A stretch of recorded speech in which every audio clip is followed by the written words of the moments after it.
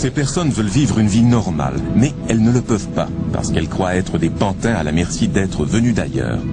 Elles sont convaincues d'avoir été enlevées par des entités extraterrestres. Chaque histoire commence par une apparition.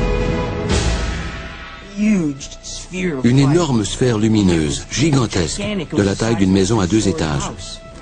Puis, elles ont un trou de mémoire.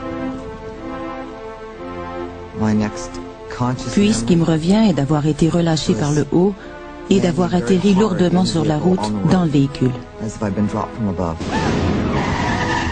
Je n'ai aucun souvenir de l'heure et demie qui s'était écoulée. Ces événements perturbent leur vie. Ils les forcent à trouver des réponses à des questions qui dépassent notre imagination. Ma première question a été, est-il possible que des personnes soient enlevées par un ovni? Plus elle cherche à éclaircir le mystère, plus il s'épaissit. C'est alors qu'elle se tourne vers des ufologues. Chaque année, je reçois des centaines d'appels à l'aide. En fouillant dans leur passé, elles en arrivent à la terrible conclusion qu'elles ont été suivies depuis leur enfance. Ray asked if there was anything strange about our childhood. It was more like what wasn't strange about our childhood. Pour trouver la clé du mystère, elles se sont tournées vers l'hypnose et elles ont découvert une hypothèse. Quoique difficile à accepter, cette possibilité est impossible à écarter, un enlèvement par des extraterrestres. Ces personnes sont maintenant hantées par la seule conclusion qu'elles peuvent tirer. Leur vie ne sera plus jamais la même. L'histoire de cet homme vient de commencer. Comme les autres, il y a un trou dans le temps. Mais, contrairement aux autres, il n'a pas essayé de chercher des souvenirs enfouis dans son inconscient par peur de ce qu'il aurait pu y trouver. Je veux savoir et en même temps, je ne veux pas savoir. Ça pourrait m'aider, ça pourrait aussi me bouleverser. Il a peut-être simplement perdu la notion du temps, mais il conclura peut-être aussi, comme les autres, qu'il a été enlevé. Au cours de cette soirée qui commence, ces personnes vont raconter leur histoire, leur expérience extraterrestre, comme elles l'aperçoivent. Elles sont peut-être victimes d'une illusion de masse. Mais elles font peut-être aussi partie du prochain chapitre d'un conte bizarre qui a hanté les hommes tout au long de l'histoire. Personne ne connaît la fin de cette histoire. Mais si les opinions de cette personne s'avèrent justes, ce sera la révélation la plus spectaculaire jamais vue et la vie, telle que nous la connaissons, ne sera plus jamais la même.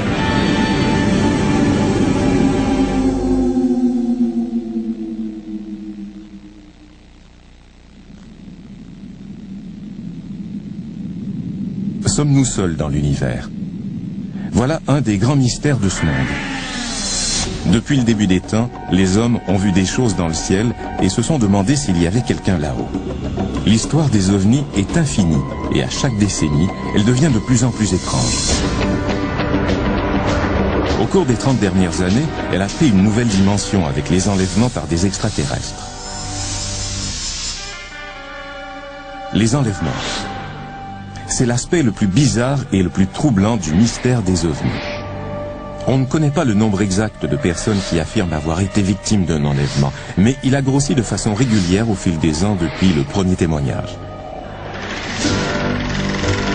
Betty et Barney Hill figurent parmi les premiers cas d'enlèvement classiques à avoir été recensés. Au début des années 60, cette travailleuse sociale et ce facteur affirment avoir été suivis par un appareil volant, la nuit, lors d'un voyage dans le New Hampshire. Ils voient une lumière brillante et réalisent après coup avoir eu un trou de mémoire de 2 heures. Au début, ils essaient d'oublier l'incident, puis Betty commence à faire des cauchemars terrifiants. Dans son inconscient, elle a des souvenirs d'avoir été transportée à bord d'un vaisseau extraterrestre et d'avoir été examinée. La plupart des gens qui ont entendu cette histoire ont préféré ne pas s'aventurer sur un terrain aussi glissant. Mais l'analyste de la défense, Raymond Fowler, et l'astronome J. Allen Hynek ont entendu le compte-rendu des Hill personnellement. Ces 2 hommes avaient une approche scientifique et se considéraient eux-mêmes comme des sceptiques. Leur croyance allait se transformer de façon tellement radicale que tous les deux sont devenus des ufologues notoires.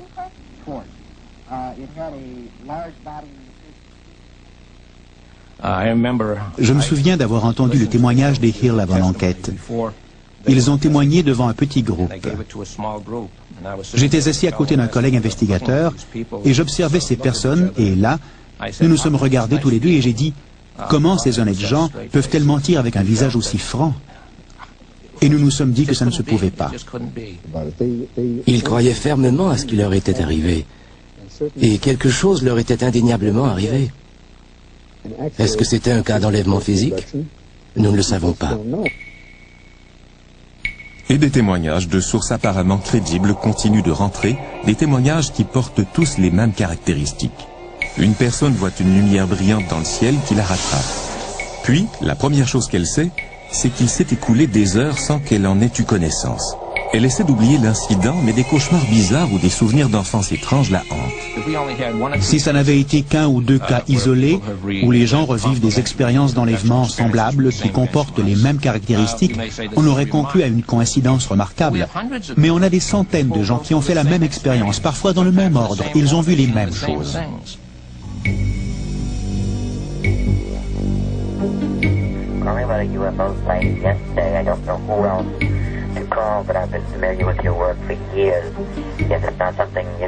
Et à mesure que le nombre de cas rapportés grossit, le public manifeste de plus en plus d'intérêt pour cet étrange phénomène d'OVNI.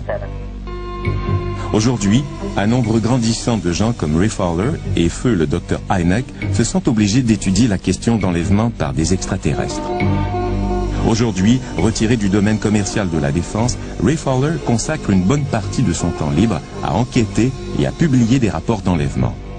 Il ne manque pas de travail. Les gens se tournent encore vers lui pour obtenir de l'aide. Ces gens ont des souvenirs partiels ou des rêves d'une expérience d'enlèvement par des extraterrestres. Ils sont troublés. Ils ne savent pas où aller. Ils essaient de parler à quelqu'un, mais personne ne les écoute vraiment. Puis, ils viennent me voir et me demandent de les écouter. Et je les écoute. Parfois, Ray met en branle une enquête tous azimuts pour essayer de découvrir ce qui s'est passé pendant la période du trou de mémoire. C'est ce qu'il a fait quand Jim Weiner lui a demandé de l'aide. Jim ne le savait pas encore, mais lui et son frère jumeau Jack étaient devenus des éléments du chapitre suivant de l'histoire des ovnis, le chapitre des enlèvements par des extraterrestres.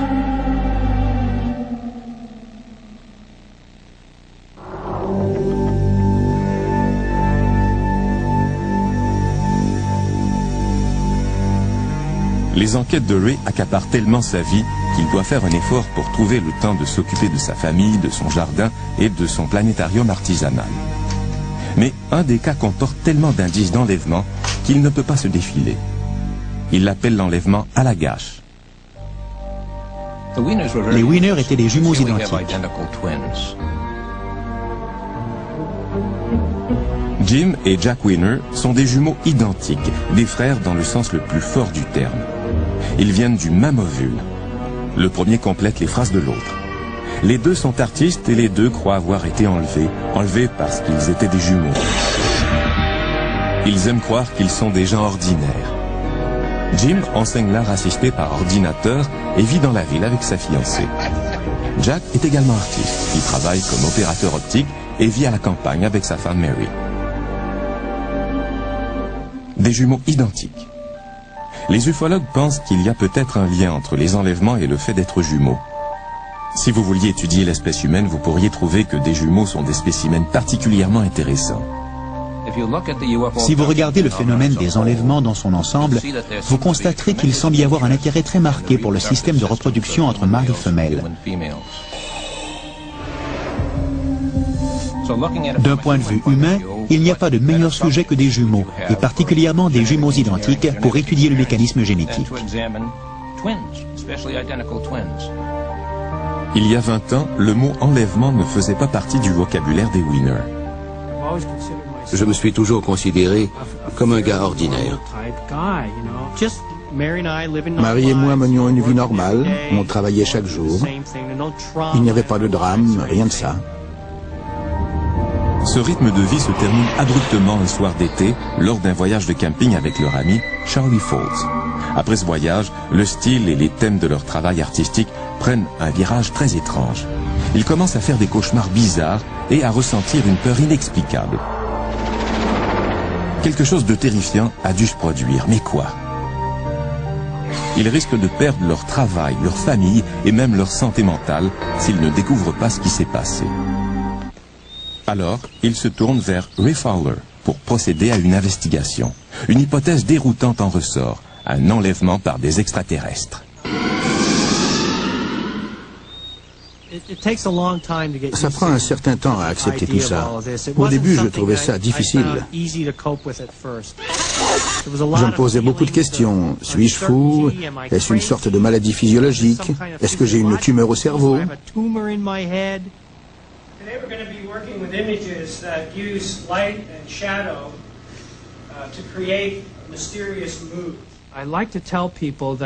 J'aime bien dire aux gens que ça ne me dérange pas vraiment, que c'est quelque part à l'arrière de mon cerveau.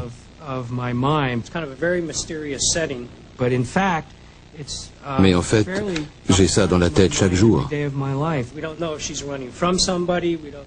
Je dois composer avec ça jour après jour. Jour après jour. Imaginez que vous dites à votre fiancé, à vos parents et à votre patron que vous croyez avoir été enlevé. Jim connaît très bien l'enjeu. Sa fiancée nous a permis de filmer à l'intérieur de la maison, mais elle n'apparaîtra pas devant la caméra. Dans la mesure du possible, ma fiancée essaie de rester en dehors de tout ça. Mais je crois que cette histoire l'effraie un peu.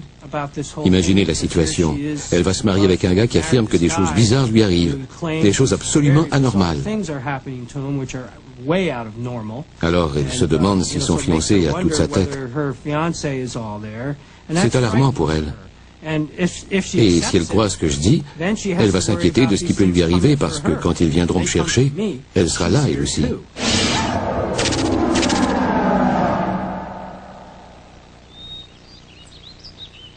Mais de quoi s'agit-il?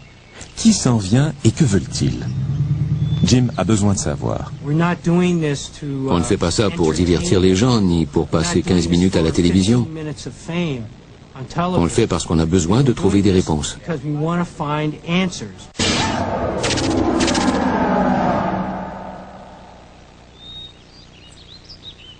Mais de quoi s'agit-il? Qui s'en vient et que veulent-ils?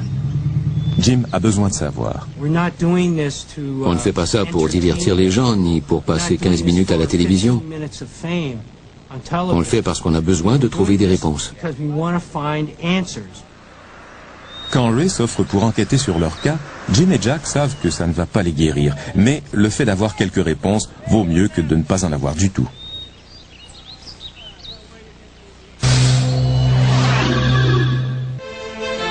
Voici le monde des chevaux.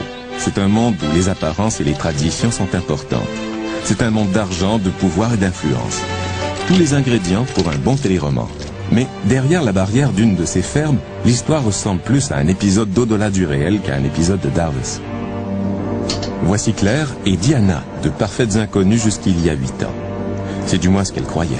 Quand Diana embauche Claire pour gérer l'écurie, toutes les deux croient à une rencontre professionnelle heureuse. Claire est une cavalière et une dresseuse habile qui a besoin d'un emploi. Diana essaie de concilier un emploi à temps plein au service forestier et la gestion de la ferme. Aujourd'hui, elle ne croit plus au hasard de leur rencontre. Elle croit qu'elle était arrangée. Elles sont convaincues d'avoir été enlevées ensemble étant enfants pour une sorte d'expérience extraterrestre bizarre et qu'elles se sont retrouvées à l'âge adulte. Je ne comprends pas comment tu es arrivé à la ferme. Une coïncidence. C'était sûrement arrangé. J'ai agi de façon très surprenante. Claire menait une vie confortable à des centaines de kilomètres de la ferme de Diana. Elle avait un bon travail et un style de vie ordinaire. Puis un jour, sans raison apparente, elle laisse tout derrière elle. Je menais une vie stable.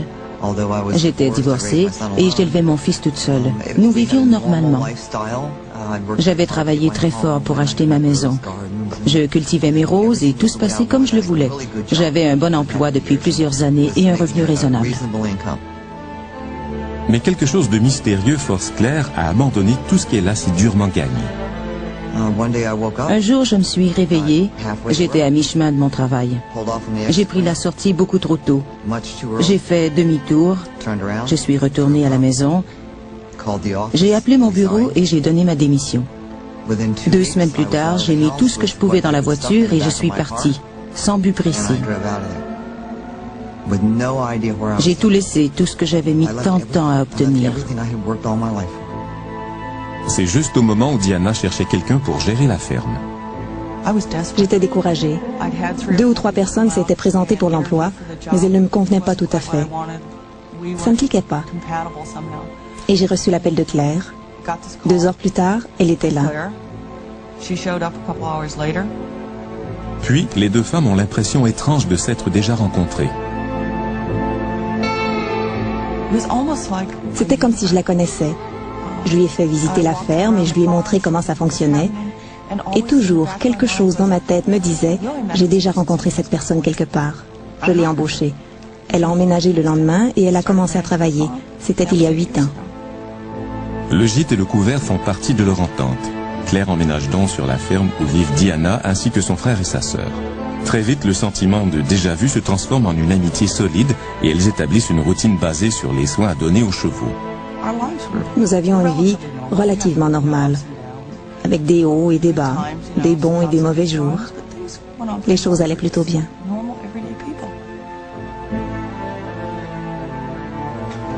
Le train-train quotidien est soudainement perturbé par des événements étranges. Claire et Diana cherchent à les comprendre et l'explication se résume à un mot, enlèvement.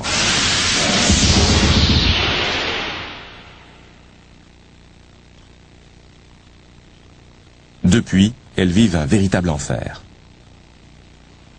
Il y a des jours où je ne suis pas sûre que ça se passe réellement, que je crois que c'est un rêve.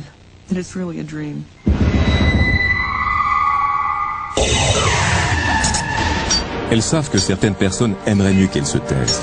Claire s'efforce de protéger la vie privée des siens et la famille de Diana refuse de participer à ce reportage. C'est difficile pour eux, presque aussi difficile que ce l'est pour nous, parce qu'ils ne comprennent pas ce qui se passe. Ils ne veulent pas croire que nous sommes folles. Ils nous connaissent depuis longtemps et ils savent que nous ne sommes pas du genre à inventer des histoires, que nous ne mentons pas.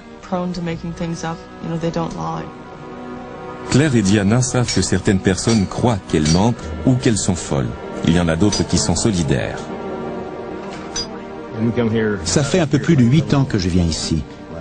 Je n'ai aucun problème avec ces gens. Si j'en avais, je ne viendrais pas. J'ai beaucoup de travail. Je suis un excellent maréchal ferrant. Je suis sûr que cela a affecté leurs affaires parce que les gens ne veulent pas venir là où ils croient qu'il y a des extraterrestres qui kidnappent les personnes. C'est logique. Elles ne nous dérangent pas. Ma petite fille vient ici et nous les aimons bien. Je n'ai aucun problème, mais honnêtement, je crois que ce n'était pas très malin de leur part d'étaler cette histoire au grand jour. Mais elles ont effectivement étalé cette histoire au grand jour.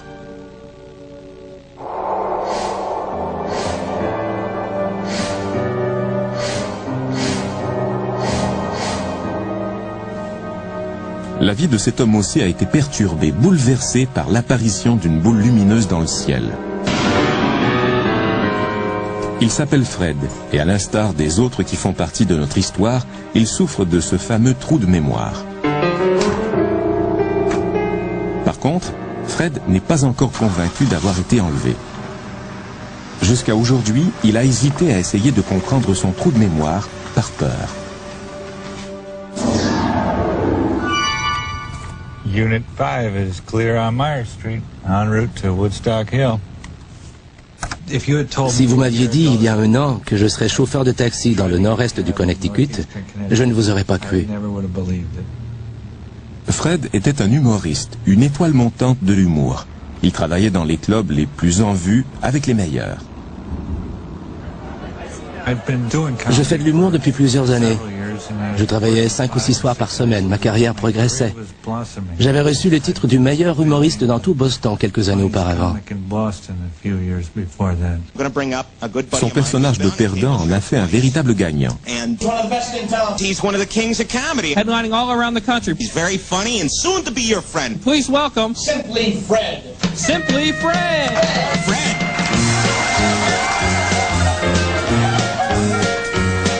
Getting the impression my gynecologist is ripping me off. I'll mess up your whole weekend. Thank you. Good night.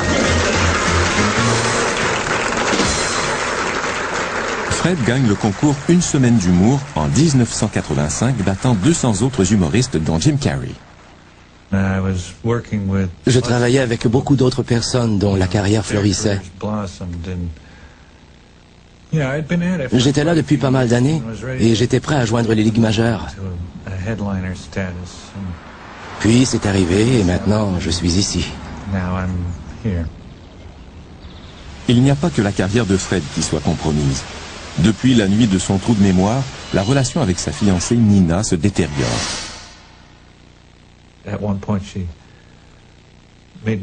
À un certain moment, elle m'a interdit d'en parler, ce qui n'était pas bon pour moi. C'est une chose à laquelle je devais réfléchir et on m'empêchait d'en parler. Alors je m'en vais où? Je fais quoi? Elle a finalement accepté que je m'y arrête. Il va effectivement s'y arrêter. Fred s'apprête à plonger dans ce mystérieux trou de mémoire. Il espère en revenir avec toute sa tête et retrouver son monde d'autrefois.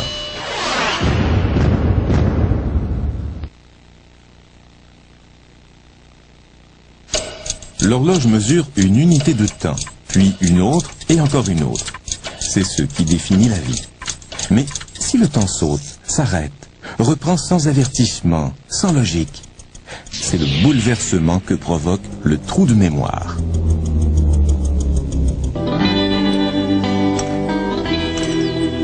Pour ceux qui l'ont vécu, c'est plus qu'un mystère, c'est un problème. C'est un voyant rouge qui demeure constamment dans votre esprit et qui vous rappelle que quelque chose ne va pas. Pour Jim, Jack et Charlie, l'histoire commence lors d'un voyage de camping dans une forêt isolée.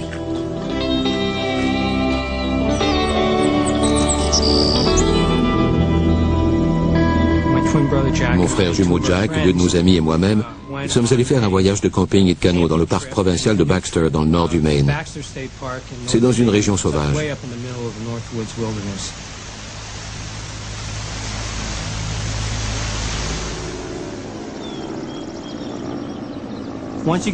Une fois rendu au lac Telos, on doit attendre le gardien du parc pour s'enregistrer. On avait prévu aller à la pêche à la truite dans un lac appelé Smith Pond. Quand le gardien a vu que c'est là qu'on voulait se rendre, il nous a dit qu'on ne pouvait pas y aller. On s'est dit qu'on irait quand même y jeter un coup d'œil, et c'est là que les choses ont commencé à mal tourner. Une couple de nuits plus tard, on a décidé tous les quatre d'aller pêcher sur ce lac. On a fait un énorme feu pour pouvoir retrouver notre chemin. On a pris notre canot, puis on est parti. On était sur l'eau depuis quelques minutes seulement. C'était très marécageux. Il y avait des arbres et des racines sous l'eau. Un endroit dangereux. On était là depuis une vingtaine de minutes, pas plus. Je faisais passer le rayon de lumière de la lampe de poche sur l'eau pour détecter un coin où il y aurait du poisson. Comme je regardais dans l'eau, un des gars a crié « Mais qu'est-ce que c'est que ça ?» Quand je me suis retourné pour voir de quoi il s'agissait, j'ai vu au bout du lac, juste au-dessus des arbres, une énorme sphère lumineuse, de la taille d'une maison à 2 étages. Ça n'émettait aucun bruit. Et ça flottait dans les airs. On était dans le sens du vent. Pas de ronronnement, de bourdonnement, de sifflement, de vrombissement, absolument rien. Au début, on a essayé de rester calme. Qu'est-ce que ça peut bien être? Je savais tout ce que ce n'était pas. Ce n'était pas un hélicoptère. Ça ne se déplaçait pas comme un ballon météo. Dans toute ma carrière militaire, je n'avais jamais vu cet engin et je n'en avais jamais entendu parler. Puis je crois que Charlie a dit « Et si je lui envoyais un signal avec la lampe de poche ?» Nous avons répondu que c'était une bonne idée. J'ai envoyé le signal et un rayon de lumière a jailli par en dessous. Il clignotait. Et aussitôt qu'il a envoyé le signal, la chose a commencé à se déplacer vers nous. J'ai empoigné la rame du canot et j'ai commencé à ramer, le plus fort possible. Je concentrais mon regard sur le feu.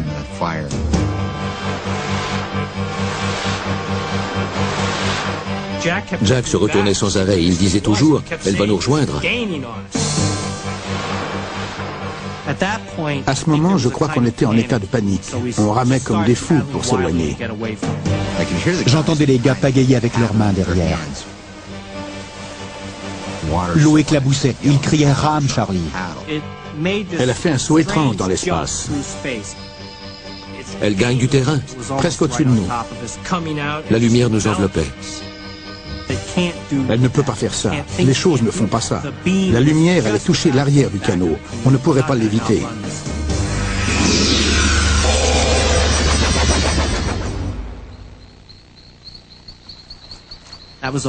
C'est la dernière chose qui m'a traversé l'esprit avant de me retrouver sur la rive. Il l'avait distancié, du moins le croyait-il. Alors on est sorti du canot et quand on s'est retourné, la chose était juste là, en face de nous. En fait, elle planait juste au-dessus de l'eau, à une 50aine de mètres. Puis elle a fait un drôle de mouvement. On aurait dit qu'elle implosait. Elle a fait comme ça.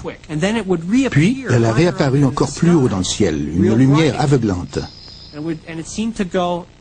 On aurait dit qu'elle montait, elle prenait de l'altitude dans le mouvement saccadé, puis elle a complètement disparu, comme un éclair. C'est difficile à décrire. On se tenait là, debout, et on se demandait ce qui avait bien pu se produire. On était comme en état de choc. Puis, ils réalisent qu'ils ont perdu la notion du temps. Le feu est leur premier indice. Quand on est revenu au feu de camp, il ne restait que des braises. Ça nous a paru étrange, parce qu'entre le moment où on est parti pêcher et le moment où on est revenu, il ne s'était écoulé que 15 ou 20 minutes. J'en étais certain. Il aurait dû y avoir encore des flammes d'au moins 2 mètres. On n'a jamais réussi à expliquer ça, c'est un mystère. Come on, girls. Come on, Mares.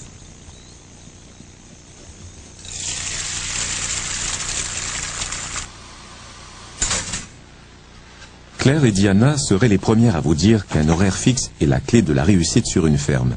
Mais une nuit, Claire perd 2 heures de façon mystérieuse. Cette perte de temps a non seulement perturbé leur vie, mais elle a aussi menacé son équilibre mental. Tout comme les Wiener, tout commence avec une lumière.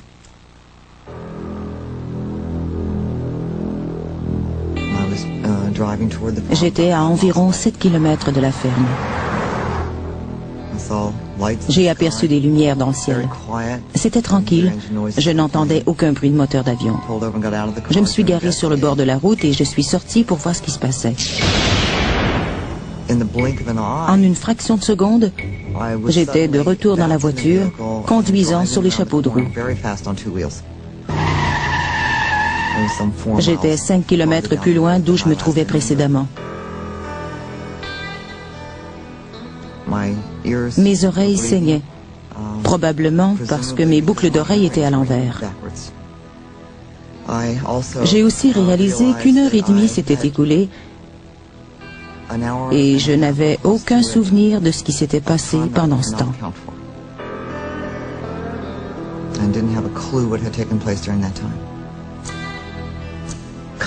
En rentrant à la maison, je crois que ma première réaction a été de dire « Merci mon Dieu, j'ai réussi à rentrer chez moi, en un seul morceau. J'ai mal au ventre, j'ai peur, je suis folle. »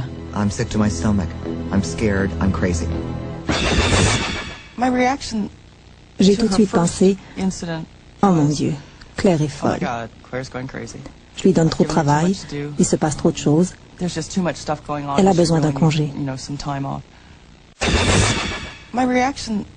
J'ai tout de suite pensé « Oh mon Dieu, Claire est folle. Je lui donne trop de travail, il se passe trop de choses. Elle a besoin d'un congé. » Mais l'incident se produit de nouveau. Une couple de semaines plus tard, en revenant d'une rencontre d'affaires, j'ai vu des lumières sur la route devant moi. Soudain, l'intérieur du camion est devenu tellement illuminé que j'étais aveuglé.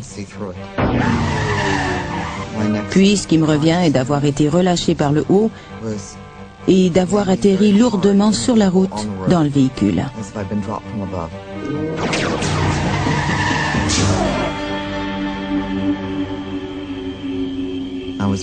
J'avais peur de leur raconter que ça s'était produit une autre fois. Je ne voulais pas qu'ils me croient folle.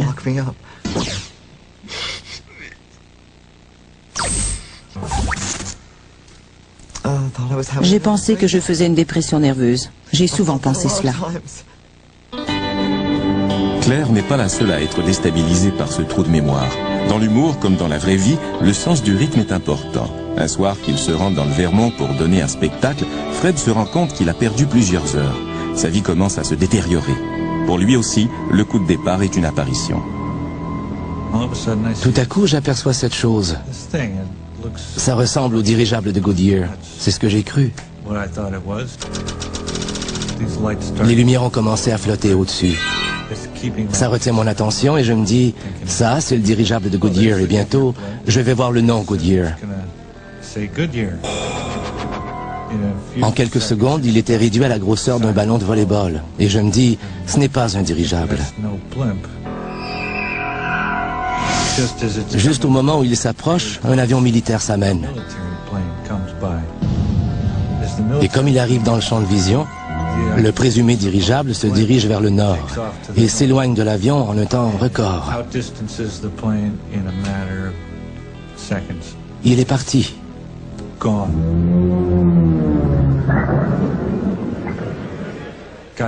Je suis arrivé au spectacle et j'ai fait un des pires spectacles de ma carrière.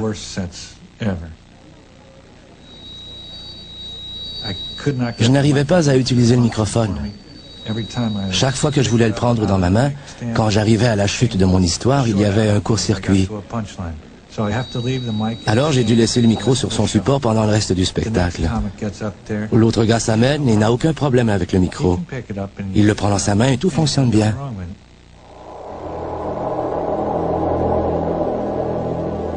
Après 5 ou 10 minutes de route, je revois cette chose. Les lumières flottent au-dessus. Il l'enveloppe complètement. Puis, quand tout est éclairé, elle commence à descendre en biais. Ce n'est pas un dirigeable. Et ça descend toujours, et je la regarde. Elle est en chute libre. Elle va s'écraser.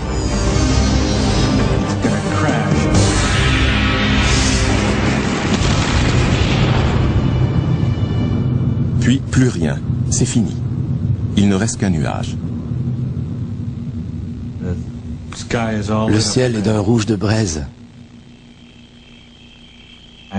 Je m'arrête dans un motel. Je suis exténué. Je ne peux plus conduire.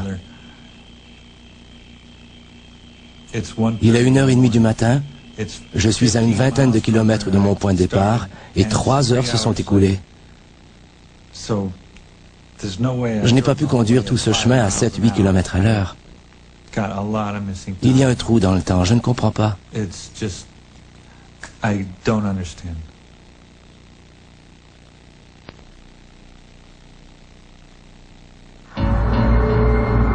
Vous voyez une lumière aveuglante inexplicable dans le ciel et il manque 2 heures dans le temps.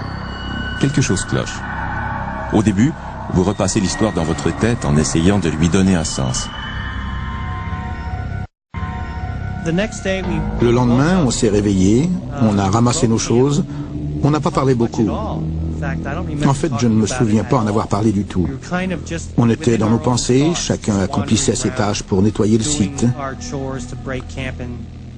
On a pris nos canots et on a commencé à ramer. Plusieurs heures plus tard, on a commencé à repenser à cette lumière qu'on avait vue la veille. Et c'est à ce moment qu'on a réellement commencé à en discuter. Quand on n'arrive pas à voir clair dans une situation, on peut toujours en parler à quelqu'un. Et si on le fait, on risque d'être confronté à la même chose que les winners, c'est-à-dire l'incrédulité. On a fait signe à un gardien qui traversait le lac de venir nous rejoindre.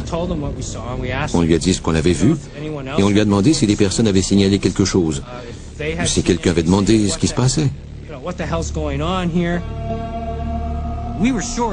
On était certain que quelqu'un d'autre avait vu quelque chose, parce que cette chose était énorme. Alors on a raconté l'histoire au gardien et à son acolyte Matt. Et il a répondu, les campeurs n'en ont pas assez de se plaindre des ours et des moustiques, ils se plaignent des foutus martiens maintenant. Il va falloir que je sorte mon pistolet à rayon. Fin de la citation. On ne l'a pas trouvé très drôle. On a dit, non, non, ce n'est pas une blague, c'est réellement arrivé. Alors, personne ne vous croit. Que faites-vous? Les Winner font un simple voyage de pêche. Le premier gardien leur dit de ne pas aller au lac Smith parce que le niveau de l'eau est trop bas. Ils y vont quand même.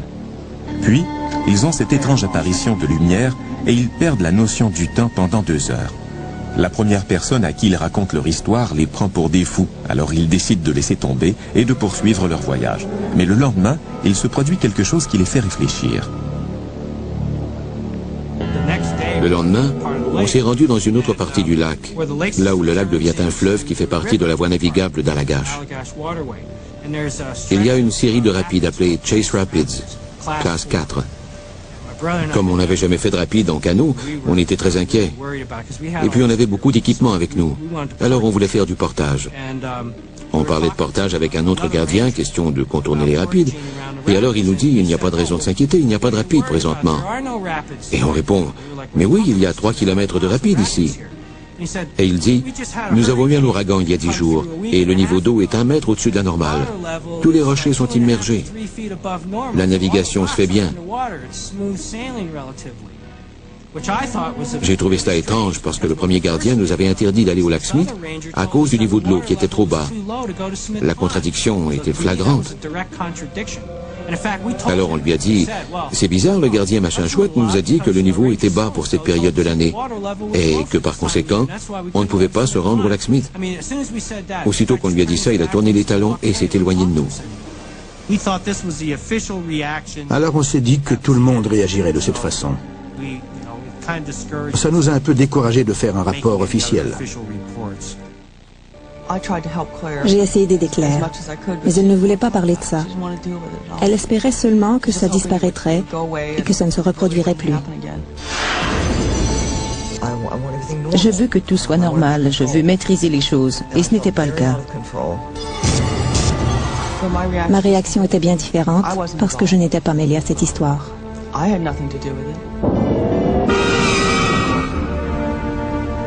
Mais quand Claire vit sa deuxième expérience, Diana commence à se sentir impliquée. Son esprit se met en marche et une série de souvenirs font surface. L'incident lui paraissait plus clair et il m'a semblé plus étrange. Il m'a fait penser à un événement qui s'était passé 2 ans auparavant quand nous avions vu des lumières très brillantes en arrière de la maison. Nous sommes sortis et nous les avons observées. Elles étaient fascinantes. En fait, nous avons vu un ovni. Alors j'ai commencé à lire tout ce que je trouvais sur le sujet. Ça me fascinait.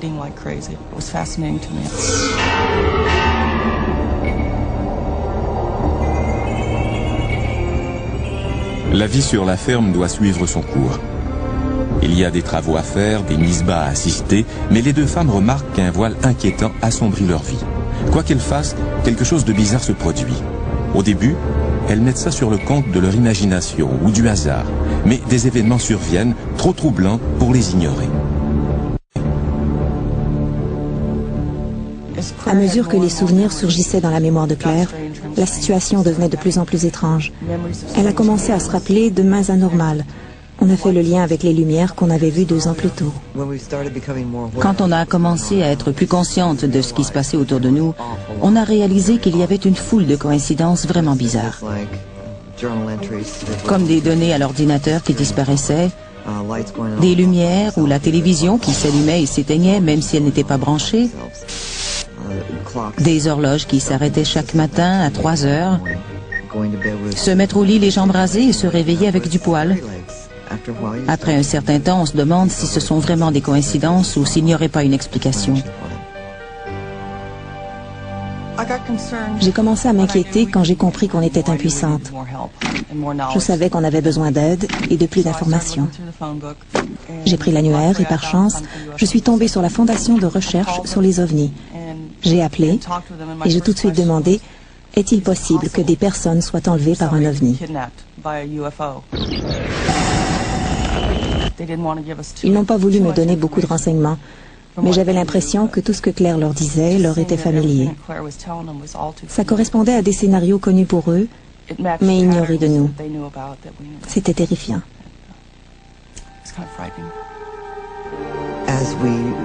Plus on en apprenait sur ce phénomène et plus les souvenirs continuaient d'affluer. On a toutes les deux commencé à réaliser qu'on associait tout ce qui se passait à ce phénomène, aux enlèvements, aux extraterrestres, aux ovnis. On devenait paranoïaque. On devait faire la distinction entre les faits qui étaient réels, quoique un peu étranges, et les faits directement reliés à ce qu'on vivait. La différence est très subtile. And there's a very fine line between the two.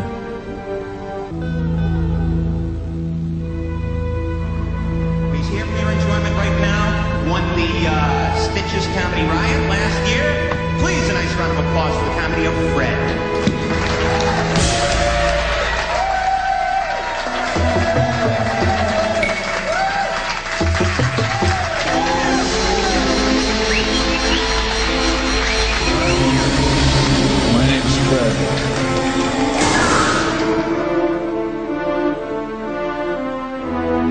Quand Fred revient de son spectacle manqué au Vermont, après l'apparition suivie de son trou de mémoire, il ne peut pas s'empêcher d'en parler. Il lui arrive de le regretter. Aussitôt que je suis revenu en ville, c'était mon seul sujet de conversation. C'était la chose la plus importante qui ne m'était jamais arrivée. Je ne pouvais pas me taire. J'ai raconté ça à d'autres humoristes et je n'aurais pas dû.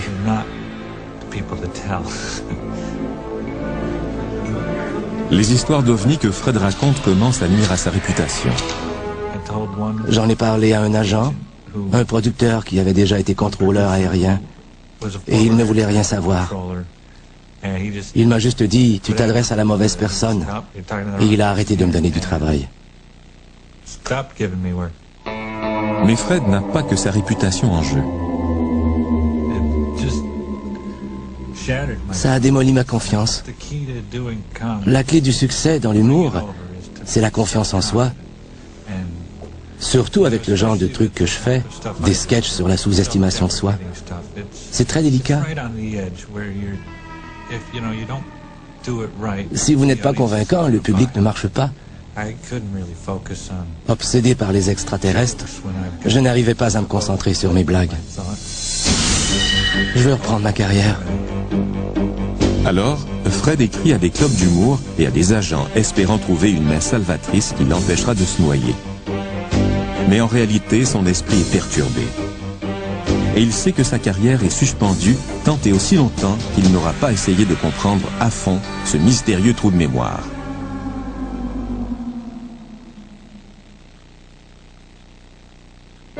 Qu'est-ce qui pousse une personne à chercher plus loin les causes de ce mystérieux trou de mémoire? Après leur retour de voyage, Jim et Jack Winner essaient de reprendre une vie normale, mais elle ne l'est plus. Le premier indice est un changement dans leur expression artistique. Dès notre retour, mes œuvres d'argile ont brusquement changé. J'ai commencé à faire des objets aux formes bizarres et à l'aspect anthropomorphique. Je ne savais pas pourquoi. Tout ce que je savais, c'est que je ne pensais plus de la même façon. Avant et après le voyage, je n'étais plus le même. Le travail de mon frère aussi a radicalement changé.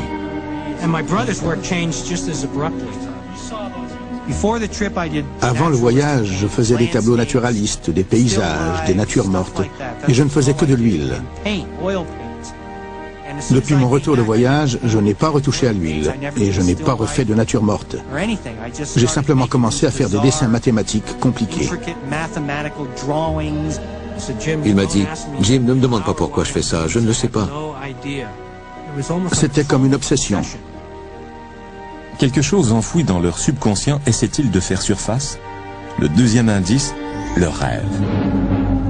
Quelques années plus tard, j'ai commencé à faire des cauchemars. Des cauchemars vraiment troublants. Ils me semblaient presque réels. Ça commençait toujours de la même façon. J'étais dans un lieu inconnu. Dans une chambre, sur une sorte de table. Jim, Charlie et Chuck étaient là aussi, et nous étions nus. Je me souviens avoir pensé, où sont mes vêtements? Pourquoi sommes-nous nus? Je me sentais totalement impuissant, paralysé. Cette créature, cette chose, était inhumaine. Et elle s'approchait de moi dans un brouillard lumineux. Et elle me regardait droit dans les yeux. Il me semblait réel. J'étais terrifié, incapable de bouger. Je me réveillais en hurlant. Couvert de sueur, à moitié fou. J'étais complètement paralysé, à tel point que je m'enfermais à clé dans ma chambre le soir.